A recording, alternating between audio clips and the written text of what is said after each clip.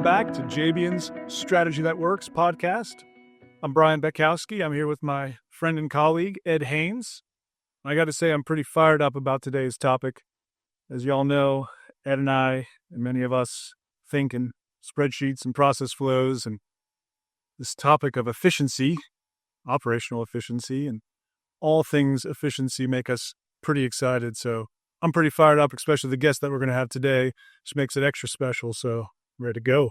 Excellent. Yeah. I mean, so before we start, I thought it'd be good, as we did and have done in the past, to put this in a bit more context of what it really means. And so the only way, when we were thinking about this, one of the ways we were sort of thinking through it was, well, what does operational efficiency mean?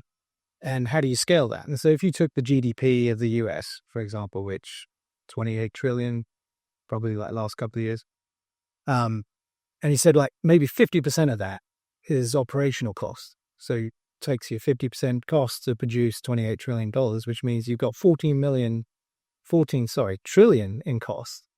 And so that's the area that you could kind of attack. And if you say, let's say, took 1 basis point out of that, which is 0.01%, that's $1.4 billion. I mean, the scale is tremendous. And, what does that mean? That could be an R&D budget for a large company, a pharmaceutical company, for example, or it could be a couple of new plants somewhere, manufacturing plants. So it's real money, and it's real, real proper, bottom line investment, reinvestment type activity that you can do with that. And then you got to really then sort of drill down a little bit further and say, well, what does that mean to individual companies? I mean, that's obviously a larger scale, but equally individual companies can do more than a couple of basis points, and perhaps, and really kind of having an innovative look at that is important. Yeah.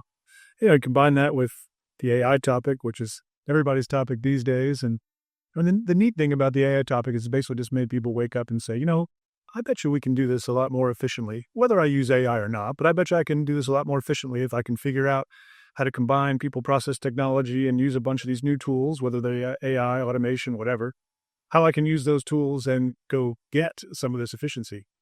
And, that brings us kind of to today, and it's kind of exciting to think about our guest today, who spends his days thinking about this every day, how to either make things more efficiently, create methodologies, create frameworks, help people do this better.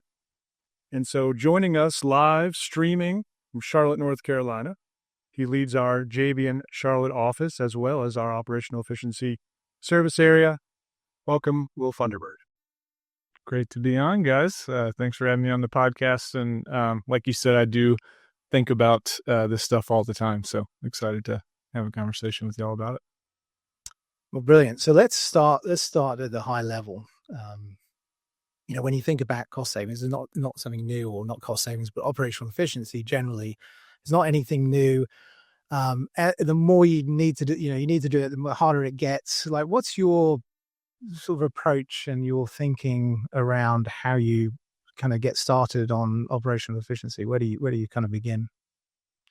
Yeah, I like the way you framed it earlier, to think about all of the costs in the business, all the things you spend time on, whether it's labor or assets or maintenance or just the activities that everybody's doing, and starting that and saying, where is the cost basis, and how do we compare to peers at the very highest level?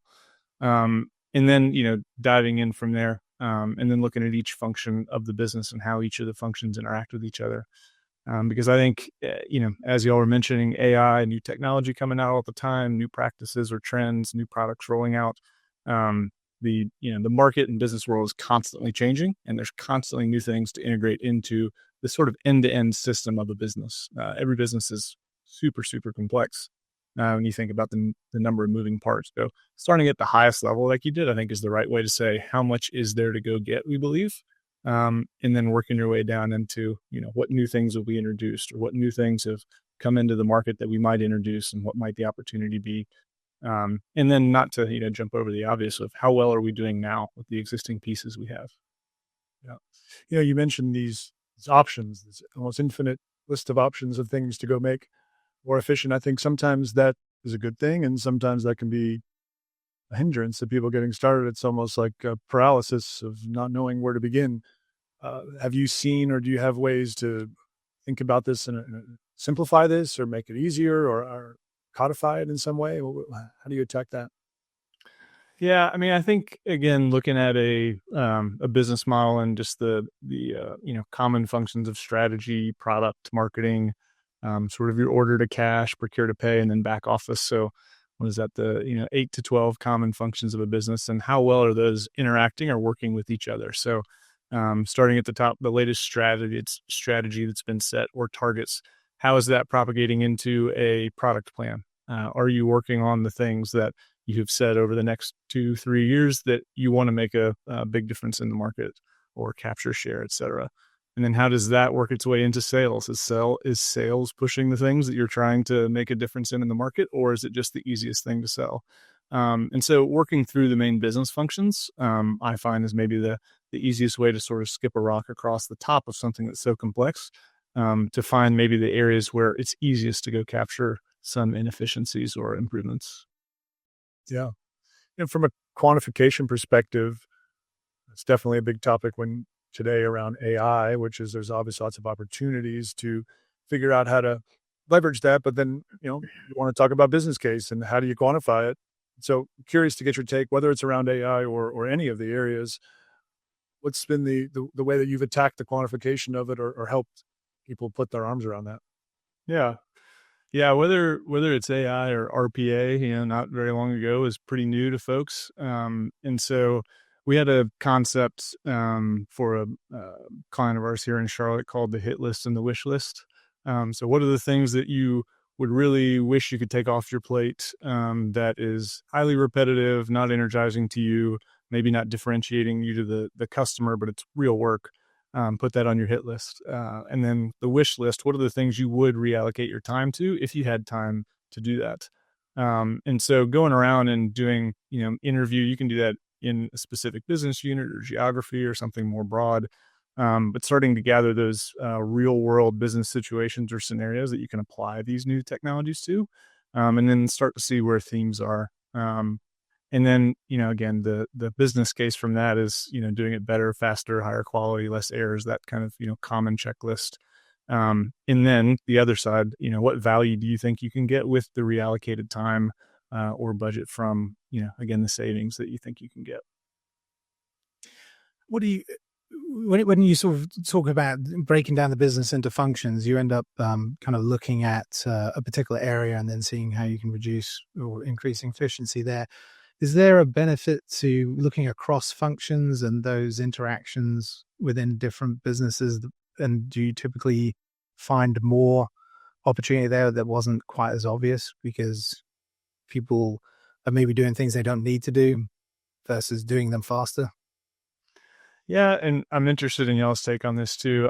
I think one thing that's sort of, continually surprises me about businesses and new clients that we work with or hear about, is that there are consistently silos almost in every business. As much as you try and break all of them down, whether it's, again, a product division or a region or, the classic business functions, and each of them are all trying their best every day to be great and do better than they did yesterday. And so, that's a good thing, but it also can create, some misalignment or differences between functions if they're each pursuing excellence agendas, but not exactly in a, orchestrated or coordinated way. And so, one of the things that ends up being a theme in a lot of our work is setting up, access to accurate data across functions or shared KPIs, and having leadership team, management systems or sort of management operating systems such that you ensure you're looking across those silos and are forcing, investment decisions or, major decisions across silos. But yeah, every time we jump into one of a big, project, I think just seeing how different companies' operating models are set up to then say, okay, we need to pay attention to these areas, because there's likely potentially some improvement opportunity. Do you find yourself sort of afterwards reviewing and redoing the operating model? Or is that part of the approach to begin with? So efficiencies become an outcome of that operating model review rather than operating model change comes an outcome of operational efficiency?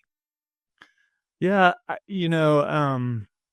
think a big effort like redoing an operating model certainly could get a lot of attention or be flashy, but other than what maybe a client has told us is a hypothesis we come in with, I generally find that there's not some big undiscovered transformational thing no one's ever thought of.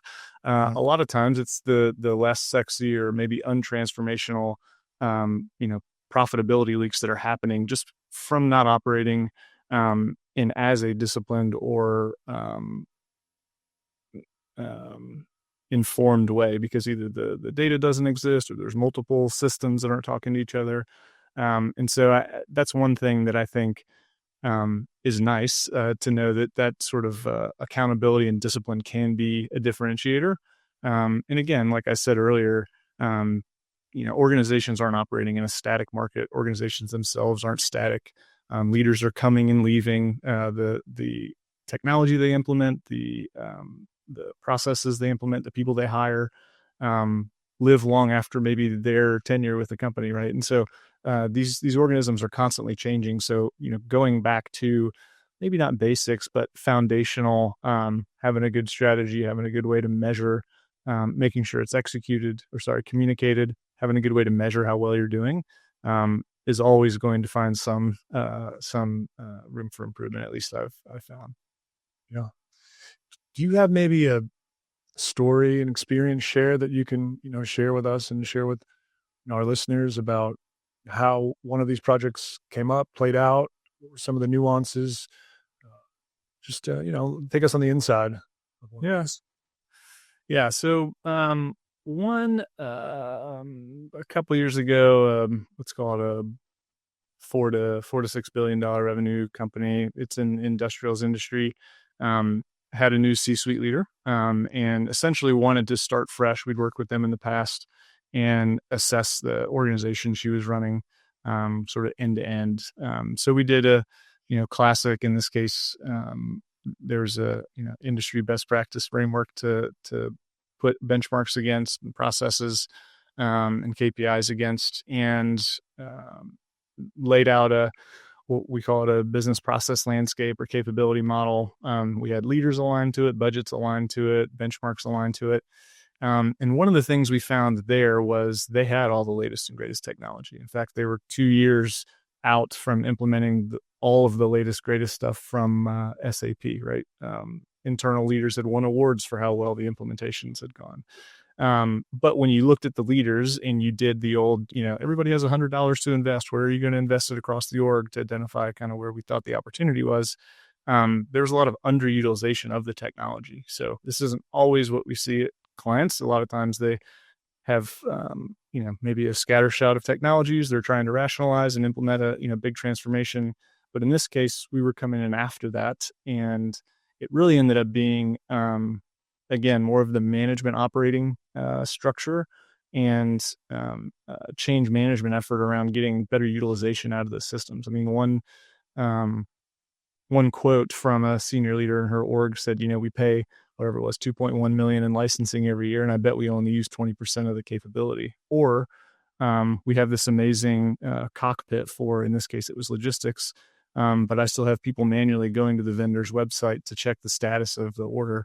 And so, why is it that it wasn't rolled out with the right utilization, and why is it that people on the ground aren't seeing the value and the potential? And again, that wasn't because the investment wasn't there, the technology wasn't there, but it was really the rollout and change management, and actually getting that value out to customers, where it becomes a feedback loop. So let's quantify that one for us. So what were the quantifiable outcomes of that after you were able to better leverage the technology? Yeah.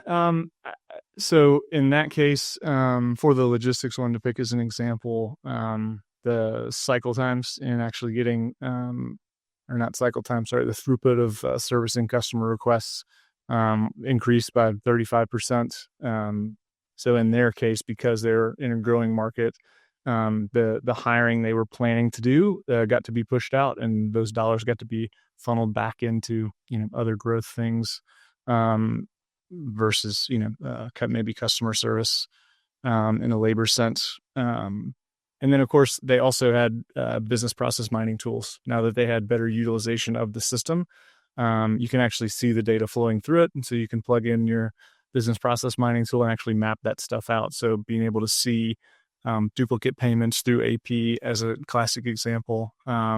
So more people using the system means you can actually see the data, means you can measure it and improve faster. So utilization and, maybe delay expense in this case was a big outcome for them. Great. The point you're bringing up, I think, is super important too, though, which is how do you actually really realize those savings? Because, I'm sure you've run into a few of these sort of projects, Will, where, you could possibly see it on paper, but then when you get down to that next level, and, I suppose a basic example, right, is, you have a contract with someone, you go, well, we can save 20% on this contract, but the contract has to go for another 3 years.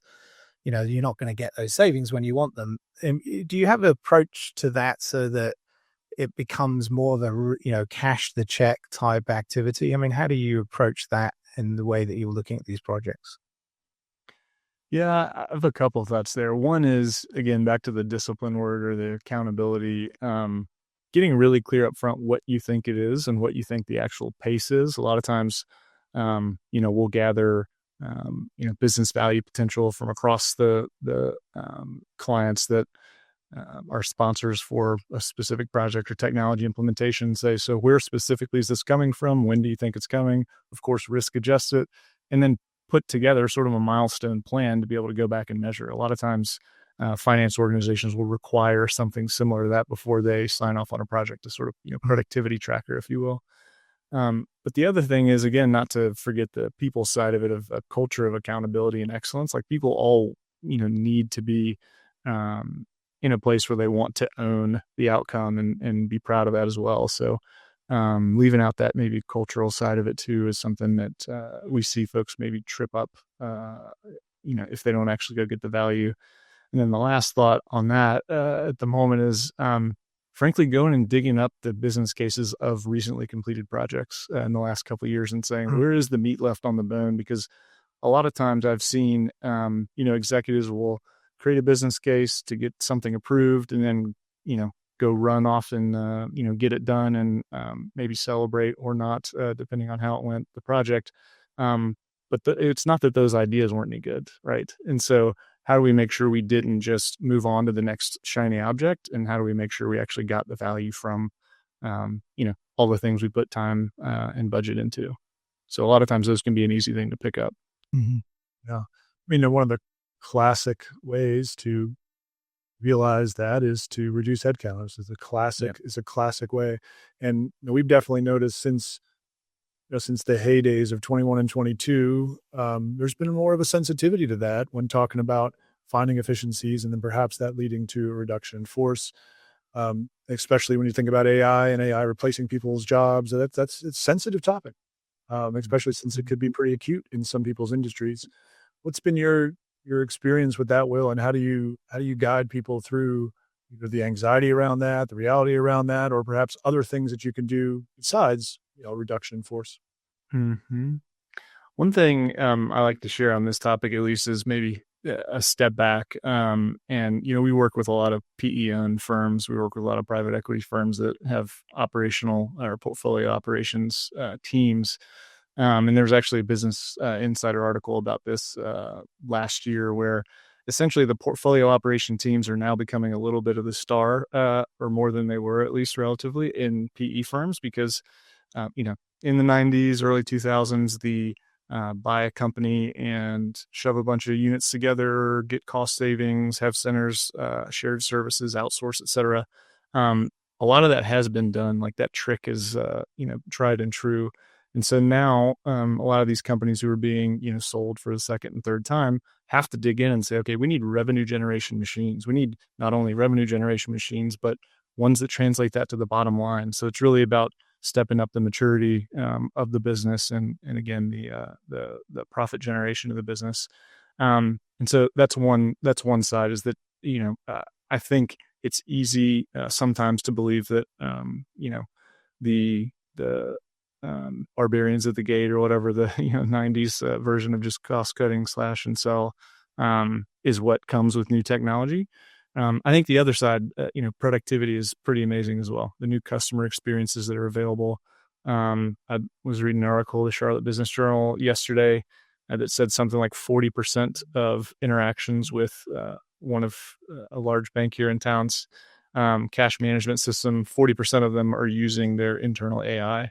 And so think about the difference in customer experience now that's enabled by that. And then, of course, I mean, y'all know me well enough, but the learning opportunity, the amount of things that I've learned and the amount of versions of our own internal tools and offerings that I and my teams have been able to turn around is pretty astounding. And so the value to clients, even in what we're doing, can be greatly increased by, increased productivity and increased output. Yeah, I mean, it's a really, I mean, what we're talking about there is how you decide when you find those efficiencies, how you decide to reinvest them or where to take that money, right? And you could argue that the old cost-cutting, headcount reduction was really just a deferral of future cost if you didn't do it right, because you ended up hiring them all back again and taking, 4 months to train them up. And so, really thinking through those, Will, I mean, as it sounds like what you're doing is to make sure you're really kind of looking at long-term improvement in efficiency, right? And, sometimes we've also seen, where you complete a business case for something and you realize, just like you said, if you're looking at labor cost savings, I've seen a CFO sort of call out people and go, no, you're trying to count the same people 2 or 3 times. Like, let's get serious. What are we doing a year from now? How are we better? And so I think framing it that way, like you said, Ed, is much healthier for the long term. We've also seen where if you're doing multiple initiatives at one time, each of which have a business case, it's easy to claim not only the same person twice, but it's easy to claim, that you're going to make progress against the same KPI. And if you add up all of that progress, you're going to bring that KPI to a level that's irrational level. And so the fact is, if you did all of those projects and achieved all the things that it said that each one of those were going to achieve, you really wouldn't get the sum of all of that benefit. And so you figuring out how to rationalize through that is an art. Yeah. Sure. Biggest complaint of the CFO is like, well, where's the money? Well, in the spreadsheets, but yeah. I was just going to say, and back to what we talked about before, the wish list and hit list thing. If you don't have a wish list, that's a problem, right? The leader has to have ideas around what we're trying to do in the future to make the employee experience better, the customer experience better, to better penetrate market or grow. And so if you only ever think about the how do I cut cost side and don't have ideas on the other side, that may be as big an indicator as anything. It's that whole defense versus offense. If you only play defense and never play offense, it's really hard to win any game. And so defense is super important, but you also have to play offense and figure out how you're going to push the growth side. Now, you mentioned something a little while ago, Will, about, I think you said, tools, techniques, things that your team has created over the years to maybe help make this more efficient, or just tell us more about that. Yeah. So specifically for operational excellence, we've got a tool we've been using the past year or so called Spot 360. So sustainable profitability optimization tool. And essentially it's a diagnostic for what we're talking about, starting from strategy, product, all the way through the business functions. And it's just a way to gauge maturity for each of those areas. And then, financial metrics that say, are you actually translating it into results, or is it sort of wishful thinking for how mature you think you are? And not just having a single person take that, but a group of people from across divisions, people from across levels, and finding the differences and maybe opinion on that. So that's something we use as a diagnostic because it helps us zero in pretty quickly on where we can make the biggest impact for clients. And it becomes an eye opener as well, because anytime, you could have any sort of, survey and you get a big group of people to take it, and finding those differences tends to be a pretty exciting or eye-opening thing for the leaders and, in charge of the thing you're surveying about. You say take it. Is it qualitative, quantitative, a mix? Tell us a little more about that. It's both. So essentially we've got, for each of the 36 questions, a graduated maturity description. It's, which one of these most closely describes you, or NA, I don't know enough to speak to this area or have the visibility to it.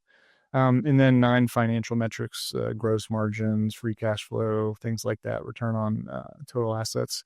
And we process it through an internal private AI tool to essentially bounce it against all of our operational excellence rubrics and benchmarks.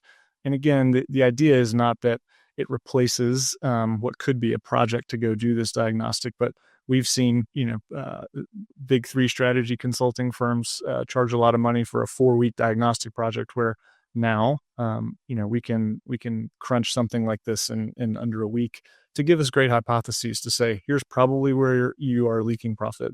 Here's probably how much it's worth based on similar size companies and your own financials. And so these are hypotheses we should go explore more.